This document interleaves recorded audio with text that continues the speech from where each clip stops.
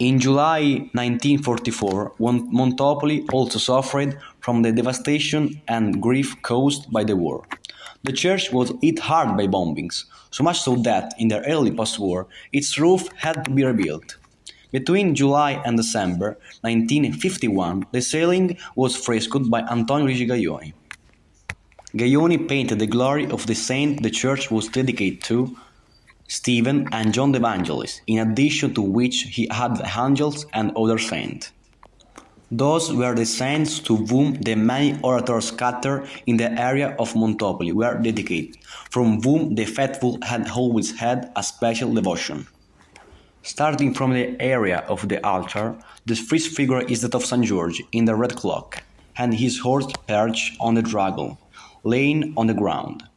Above, St. Lawrence with a grate, for advocating for the rights of the poor of his Christian community. He was burned alive by the authorities of ancient Rome. San Sebastian pierced by the arrow next to San Lorenzo.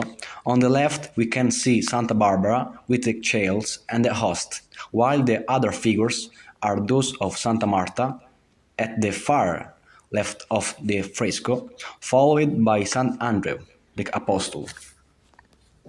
In the center of the large fresco, you can recognize St. Stefano and St. John the Evangelist, the latter with his attributes, the eagle and the book. Both are in the presence of the Holy Trinity, Father, Son, and Holy Ghost. On the other side, above the entrance, in the center, there are the allegories of the three theological virtues, as female figures: faith in the white robe, hope in a green robe, and charity in a red robe. Along with them, the painter also added a cardinal virtue, justice. In the background, a view of Montopoli can be seen, dominated by the parish church and the ancient fortress, the latter destroyed during the Second World War. Gaioni, who created the fresco, took inspiration from the 16th century ceiling of Rome's Baroque churches. However, despite being the painter inspired by Rome's Baroque, a sense of graded order and composure prevails in the ceiling fresco.